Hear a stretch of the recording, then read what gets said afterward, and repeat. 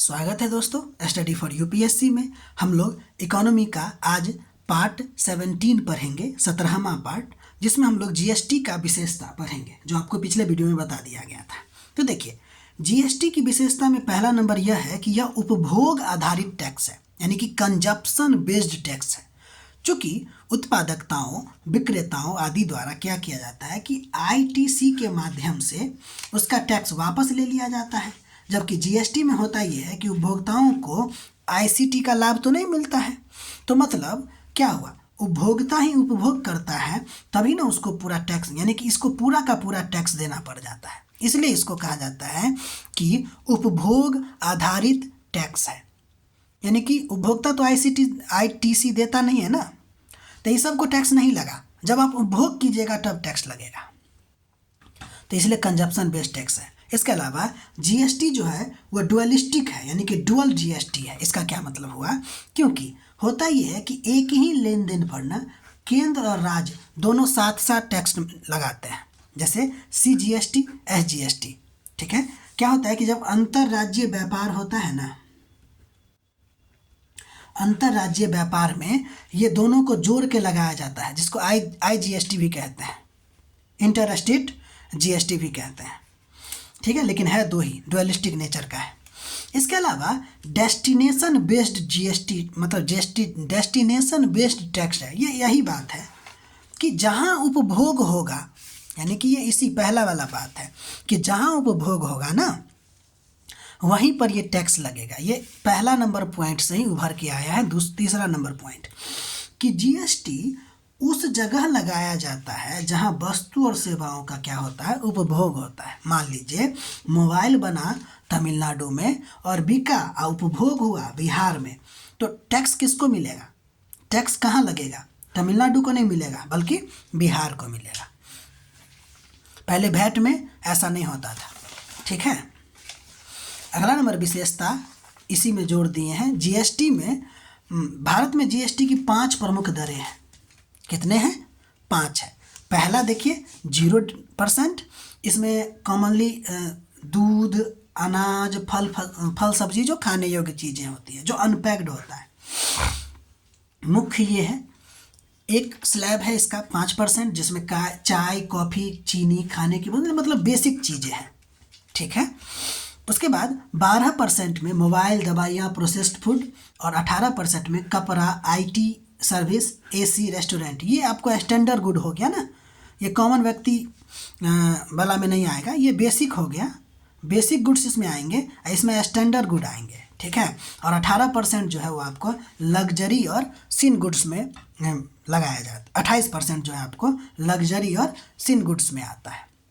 Note ध्यान दीजिएगा कि जीएसटी के अलावा कुछ वस्तुओं पर विशेष दर भी लगाया जाता है, जैसे 0.25% जो है कीमती पत्थर पर लगाया जाता है, जबकि 3% जो है सोना चांदी और ज्वेलरी पर भी लगाया जाता है। एक और बात ध्यान दीजिएगा कि शराब जो है ना वह जीएसटी मुक्त वस्तु है। ठीक, अब हम लोग एक चीज़ पढ़ने जा रहे हैं जिसका नाम है टैक्स इवेशन या टैक्स और टैक्स अवॉइडेशन। ये दोनों अलग अलग है। पहले हम लोग पढ़ेंगे कर की चोरी, यानी कि टैक्स इवेशन। ठीक है, ध्यान दीजिए, वह गैर कानूनी तरीका है जिसमें कोई व्यक्ति या संस्था जानबूझकर सरकार को टैक्स छुपाती है, यानी कि इसको देना है, आवश्यक है देना, उसको छुपाती है, कम करती है, या गलत जानकारी देकर नहीं चुकाती है टैक्स को, उसको हम लोग क्या कहेंगे? कर की चोरी या टैक्स इवेशन। अर्थात क्या हुआ कि किसी कर योग्य आय अथवा संपत्ति पर आवश्यक करों का भुगतान न किया जाता है, तो इस कार्य को हम लोग क्या कहते हैं? Tax evasion. और जब हमको इससे आय की प्राप्ति होगी या संपत्ति की प्राप्ति होगी तो उसको हम लोग काला धन कहेंगे। यानी कि काला धन क्या है? बिना टैक्स दिया हुआ आय। अब ये काला धन आपको वैधानिक भी हो सकता है और अवैधानिक भी होगा। अवैधानिक तो डिट्टो है ना कि भाई भ्रष्टाचार, रिश्वत, ड्रग तस्करी, इस सब से जो आय होगा वो सीधे का सीधे आपको क्या हो जाएगा? काला धन होगा। लेकिन क्या होगा कि अगर हम टैक्स की चोरी कर ले, जितना हमको देना चाहिए उतना न दे के कम दे टैक्स, तो वो जो कम देने के कारण जो मतलब मनी पैसा हमारे पास बचा है वो भी आपको काला धन यानी कि ब्लैक मनी में आएगा। इस बात को भूलिएगा नहीं कि ब्लैक मनी केवल अवैधानिक ही नहीं होता है, वैधानिक भी होता है, जो टैक्स इवेशन से प्राप्त होता है। ठीक, अब हम लोग आगे बढ़ते हैं और ब्लैक मनी का कुछ नुकसान देखते हैं कि ब्लैक मनी का नुकसान क्या है। तो पहला नुकसान, मतलब सरकार के राजस्व में कमी हो जाती है। यूपीएससी पीटी में पूछा भी गया था कि ब्लैक मनी का सबसे बड़ा नुकसान किसका होता है, तो सरकार के राजस्व में कमी हो जाती है।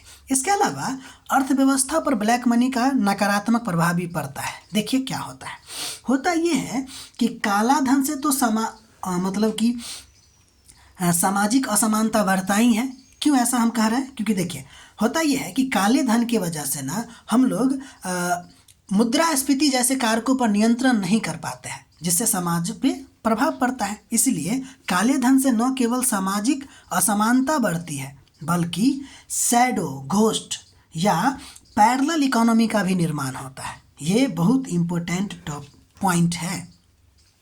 पूछा जाएगा शैडो, घोस्ट या पैरेलल इकोनॉमी क्या होता है, तो ध्यान दीजिए विश्व बैंक इसका परिभाषा दिया है कि ऐसी आर्थिक गतिविधियां का हिस्सा जो सरकार की निगरानी, ऑब्जर्वेशन यानी नियम यानी कि लॉ, टैक्स और रेगुलेशन से बाहर होता है। बहुत इंपॉर्टेंट बात आपको बताया गया है कि पैरेलल इकोनॉमी क्या होता है, तो यानी कि साथ साथ चलने वाला इकोनॉमी। एक तो वैध इकोनॉमी चलता रहता है और ये अवैध इकोनॉमी है जिसका को बोलते हैं पैरेलल इकोनॉमी, जो सरकार की निगरानी से बाहर होता है, नियम से बाहर होता है, टैक्स की चोरी चलती रहती है, रेगुलेशन सबसे बाहर होता है। ठीक है, तो यहाँ तक हम लोगों ने पढ़ा। अगला दिन हम लोग पढ़ेंगे काले धन की चोरी को रोकने का उपाय। ठीक है, तो ये था आपको पार्ट नंबर 17। आप लोग को अगर अच्छा लग रहा है तो लिखिए, पढ़ाई करते रहिए, अगर लाइक भी कीजिए, सब्सक्राइब भी कीजिए। ठीक है, मिलते हैं हम लोग अगले वीडियो में। तब तक के लिए अपना ख्याल रखिए।